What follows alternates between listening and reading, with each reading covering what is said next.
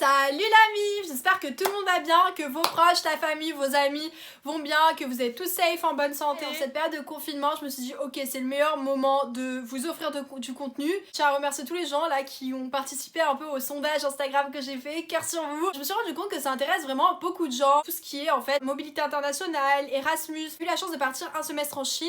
Et de cette expérience, j'ai tellement de choses, tellement de conseils à vous donner parce que vraiment ça n'a pas été tout beau, tout rose, faut pas croire hein, sous mes petites photos. Et j'ai vécu quand même beaucoup de galères. Aujourd'hui, j'ai envie de vous donner 10 conseils que j'estime super utiles et qui vous aideront, je l'espère, si vous partez. Sans plus attendre, let's go. Premier conseil que j'ai à vous donner, c'est par rapport aux cours. Si vous choisissez vos cours, assurez-vous que les cours de votre université d'accueil, donc dans le pays où vous allez, accorde un minimum avec votre cursus. Je m'explique. Si vous êtes par exemple en licence d'histoire et que vous partez dans une université qui vous offre que des cours de sciences, de mathématiques, tout ça, bah on est d'accord que ça n'a rien à voir et du coup vous pourrez pas valider votre cursus en fait en France. Super important de pouvoir s'informer. Deuxième conseil que je peux vous donner là-dessus, c'est regardez bien, ne faites pas la même erreur que moi, faites en sorte que tous vos cours soient en anglais. Suivez des cours d'éco-gestion en chinois, pas signé pour ça moi. Regardez bien, informez-vous bien, posez des questions, envoyez des mails. Deuxième conseil que j'ai à vous donner, c'est au niveau de la langue. Quand vous partez dans un pays, moi ce que je vous conseille, un pays qui ne parle pas anglais,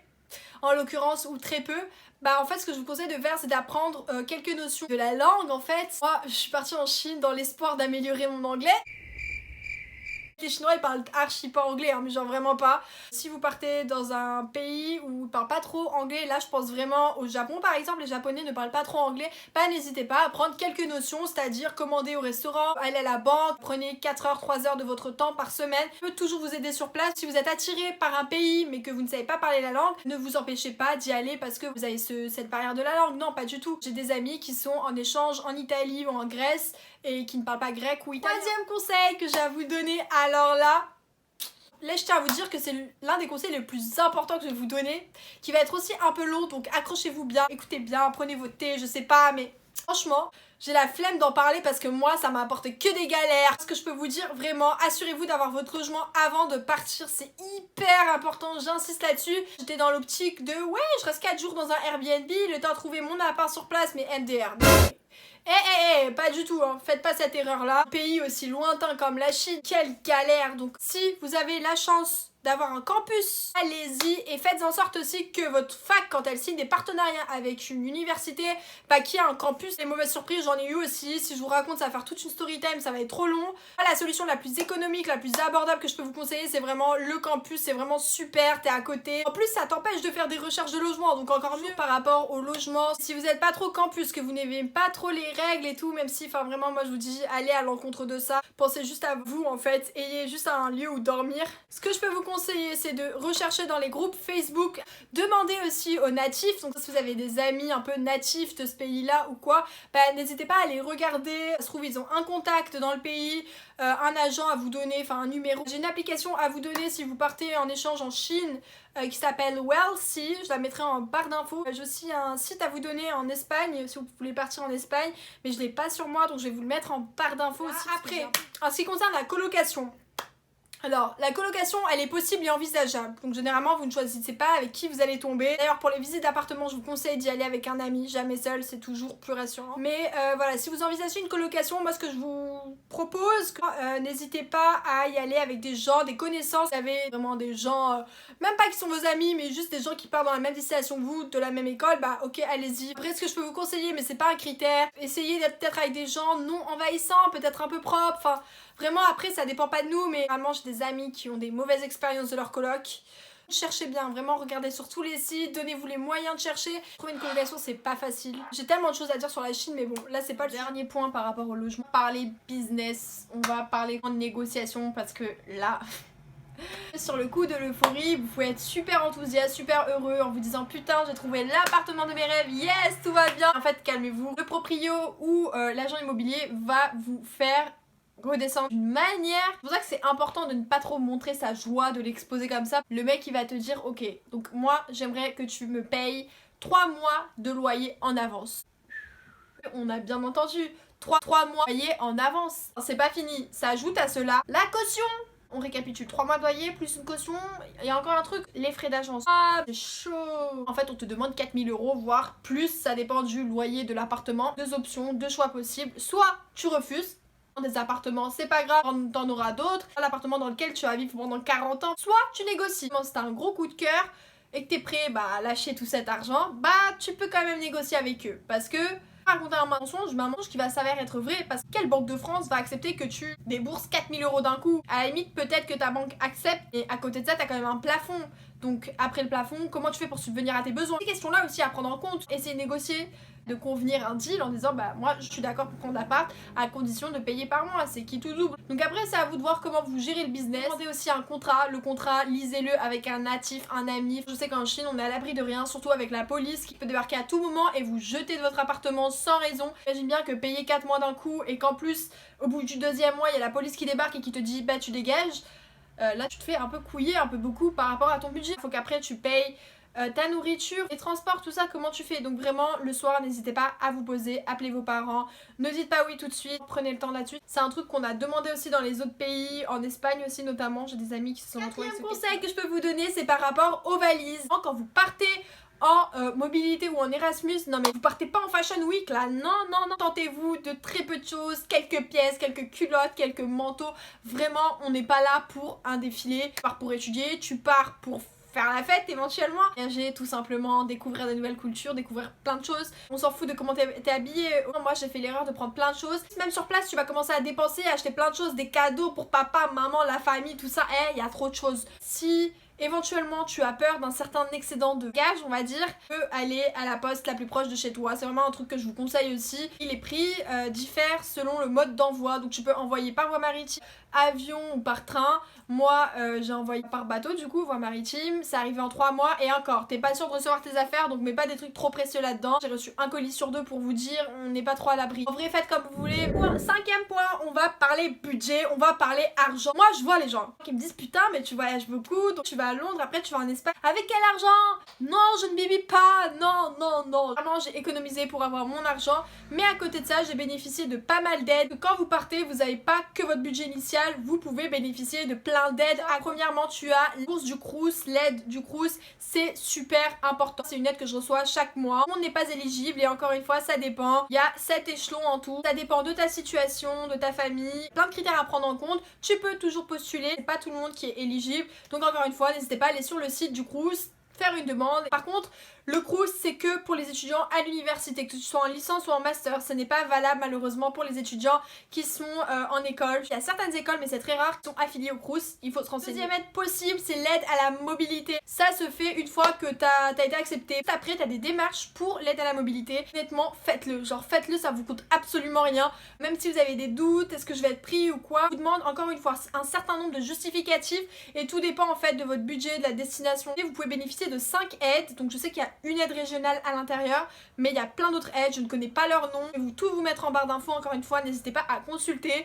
Et par contre, c'est pour tous les étudiants, que ce soit à l'université ou en école de commerce ou en école tout court, c'est pour les deux, si je ne dis pas de bêtises. Tant que tu peux avoir de la thune, troisième conseil par rapport au budget que je vous donne là, j'ai découvert ça récemment. Il y a un truc par contre, c'est que pour les étudiants à la fac, il y a un service caché dans ta fac, tu vois, qui s'appelle service social du Crous, et ce sont des assistantes sociales. Et là, tu peux bénéficier d'une 3e aide. J'imagine le Crous, l'aide à la mobilité, et une 3e aide, c'est encore une fois une aide du Crous. J'ai appris que c'était une aide ponctuelle pour les étudiants à la fac. Tu peux y bénéficier, il me semble, une fois par an, mais je ne suis pas sûre. Et j'ai vu que c'était pour plein de motifs, que ce soit pour un logement, pour un stage, pour une mobilité, des fins de mois, je crois, pour les courses ou quoi, et aussi pour les fournitures. Tu peux toujours aller demander l'aide à des assistantes sociales. Elles vont consulter ton dossier, analyser. Là-dessus, c'est les 3 aides que je peux vous donner, lesquelles vous pouvez bénéficier. 4e aide qui pour moi est la plus importante pour tout le monde, c'est travailler. Et économiser, c'est la meilleure chose à faire. Travaille pour pouvoir économiser. Postuler à une mobilité, ça c'est pas du jour au lendemain en fait, c'est un projet quand même qui pourrit dans ta tête, qui prend du temps.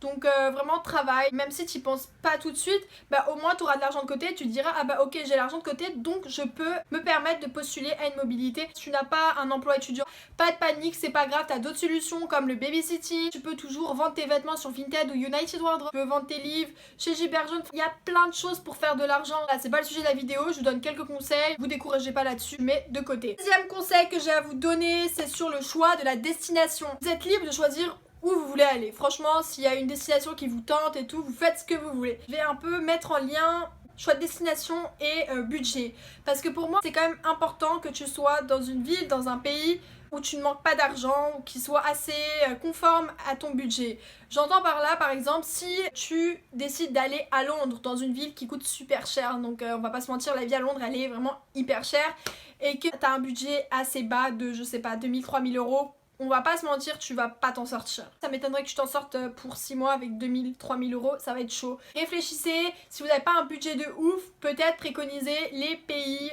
en Asie. Je sais que l'Asie c'est pas cher, les loyers sont exorbitants comme à Paris, mais par contre le coût de la vie n'est pas cher. Donc voilà, essayez de voir par rapport à ça aussi, c'est juste un conseil que je vous donne. Après, si vraiment t'as envie de partir à Londres, que c'est ton rêve et que t'as vraiment envie d'aller là-bas, bah donne-toi-y les moyens, t'as travaillé, t'as mis de côté, bah genre tant mieux, tu vois, tant mieux. Mais c'est juste un conseil vraiment pour les gens qui réfléchissent pas sur le coup. Si financièrement ça va être chaud, ça va être tendu, bah essaie de réfléchir sur ce point là aussi un peu, tu vois, parce que tu peux pas partir comme ça. Et si tu manques d'argent, comment tu vas faire? Si tes parents ne peuvent pas t'envoyer d'argent, c'est la merde, t'as plus d'argent. Septième conseil que je peux vous donner, c'est un conseil par rapport à quand tu vas postuler, quand tu vas préparer ton dossier de candidature. Je peux vous faire une vidéo à part parce que je voulais que cette vidéo elle soit un peu courte, mais elle va être super longue, donc je suis désolée. En gros, quand tu vas postuler, on va te demander un certificat de langue, que ce soit le TOEIC, le B2 ou le TOEFL. Donc le TOEIC il est faisable, je sais pas combien il coûte, mais je sais que le TOEFL est un peu plus dur à avoir et il a un coût. Il coûte genre 250 euros, 200 ou 250, entre allez, 190 et 250, quelque chose comme ça, je ne suis pas sûre. Donc si tu postules, tu vas passer le TOEFL et qu'en fait à côté de ça, tu n'as pas le TOEFL, Tu passes le TOEFL mais que tu n'as pas ta destination, bah t'as un peu niqué 250 euros de côté. Donc moi, ce que je vous conseille après, vraiment, ça dépend. Ça dépend de ton université, des gens de la mobilité. Mais je sais que moi, par exemple, j'avais pas mon attestation B2 parce que j'ai des profs qui voulaient pas me la faire. Donc j'étais un peu dans la merde sur ce point-là. Au final, je l'ai rendu super tard au moment de postuler pour l'université d'accueil. N'hésitez pas à donner la pièce une fois que vous êtes sûr d'être pris en fait. En leur disant par exemple, les sessions sont blindées, est-ce que je peux vous la rendre plus tard? Et tu sais, entre temps, t'as les vacances d'hiver, tu vois. Tu peux quand même, tu peux te laisser une marge, c'est un risque à prendre. Je ne sais pas si ils sont tous compréhensifs, si le coordinateur est compréhensif. Voilà, moi je sais que j'avais mis une petite note en leur disant il manque l'attestation, c'est pas ces crèmes, tout allait bien, donc voilà. Huitième conseil que j'ai à vous donner, santé. Moi je peux pas vous parler d'assurance ou ça parce que je m'y connais rien. Je sais qu'il y a des assurances... tout ça, tout ce qui concerne docteur, toute la médecine, en fait, je sais que l'ambassade avait une liste de médecins francophones en Chine et ça c'était génial. J'y ai jamais mis les pieds, mais je sais que voilà, on avait un groupe WhatsApp avec toutes les listes des médecins et ça je trouve que ça aide. Donc n'hésitez pas à vous renseigner auprès de l'ambassade s'ils ont une liste comme ça dans les pays lointains, on va dire. Et avant votre départ, allez prendre rendez-vous avec votre médecin généraliste, demandez-lui de vous prescrire une ordonnance avec tous les médicaments possibles et imaginables pour la diarrhée, le ventre, enfin bref. Mon médecin il a fait quoi? Il m'a tout prescrit. Je suis tombée malade en Chine, j'ai eu un rhume, une angine et en fait dans sa liste il y avait tout sauf les médicaments pour la gorge. J'étais archi dégoûtée, je suis allée à la pharmacie et là la meuf elle me donne des médicaments, 5 pilules le matin, 5 pilules le midi, 5 pilules le soir. Donc en fait mon corps il prend 15 pilules par jour. T'imagines c'est quoi? Non non non, ah non non, moi j'ai pas envie de mourir. Il y a un moment je me suis posé des questions, tu sais pas comment les médicaments réagissent sur ton corps. Donc faites attention là-dessus, prenez vos médicaments en France, dans votre pays, comme ça vous êtes... Un conseil hyper simple que je peux te donner, que je peux vous donner, là je commence à tutoyer et je passe du tu au vous parce que vas-y, je suis fatiguée on va dire. Avant le départ, assurez-vous d'avoir une pochette avec tous les documents, donc là j'insiste, passeport, cash, attestation d'acceptation de l'université, bref, un peu de tout et comme j'ai dit un tout petit peu de cash ça peut vous aider, votre visa, tous les documents nécessaires à cette mobilité, les matières, tout ça, si tu veux tout, mets tout dans une pochette parce que je pense que c'est très utile et très important. Quand vous postulez, une fois que vous avez votre réponse, pensez s'il vous plaît à vérifier la date d'expiration de votre passeport parce que le jour de départ que tu es à l'aéroport et que tu vois que ton passeport il est périmé, moi j'en ai vu des gens comme ça hein. Quand je travaillais à Charles de Gaulle, j'ai vu des gens, leur passeport il était périmé, ils voulaient prendre l'avion. Je voulais pas leur faire de faire joie, mais j'aurais dit mais est-ce que t'as vu ton passeport en fait? Et lui il voulait quand même forcer à rentrer. Je fais vas-y rentre, mais tu vas voir tu vas être bloqué par la police. Et c'est exactement ce qui s'est passé. Je voyais des gens qui étaient trop heureux de partir. Faites attention en fait, c'est pas le jour J que tu dois regarder ton passeport et te dire bon bah merde. Enfin du coup soyez vigilants là. Dixième conseil que je peux vous donner, n'ayez pas peur de tenter l'expérience, soyez audacieux, partez à l'aventure, ça peut que vous être bénéfique, ça peut être que du positif, vraiment que ce soit Europe ou à l'international, sortez de votre zone de confort parce que c'est une expérience unique, va peut-être pas se représenter dans votre vie, on sait pas, mais en tout cas moi je vous encourage à y aller parce que ça vous change, tu rencontres des gens de partout dans le monde. Ça te crée une sorte de diversité culturelle impressionnante. T'en apprends beaucoup sur les autres et t'en apprends beaucoup sur toi-même. T'apprends aussi beaucoup à être autonome et vraiment moi je vous encourage à partir parce que un truc qui m'a changé concrètement et surtout si vous vivez dans une période pas très bien de votre vie, ça peut encore plus vous changer. Mais encore une fois, donnez-y vous les moyens. C'est un projet qui prend du temps quand même. Vous pouvez aussi rencontrer beaucoup d'obstacles parce que moi j'en ai rencontré. Ça n'a pas été toujours tout beau, tout rose. Faut être fort mentalement aussi. Mais voilà, moi je vous encourage à tenter l'expérience. Donc voilà, cette vidéo elle est terminée. J'espère que vous l'avez regardée jusqu'au bout. N'hésitez pas à partager, à la liker, enfin vraiment la commenter si vous voulez, mais donnez-moi de la force s'il vous plaît. N'hésitez pas à me suivre sur Instagram aussi. Je suis hyper active sur Instagram. Je peux vous répondre à toutes vos questions possibles. Soyez pas non plus trop strict, trop sévère avec moi parce que c'est ma première vidéo. Je vous embrasse, je fais plein de gros bisous. Si vous voulez d'autres vidéos, bah on se retrouve une prochaine fois. Plein de bisous. Bye!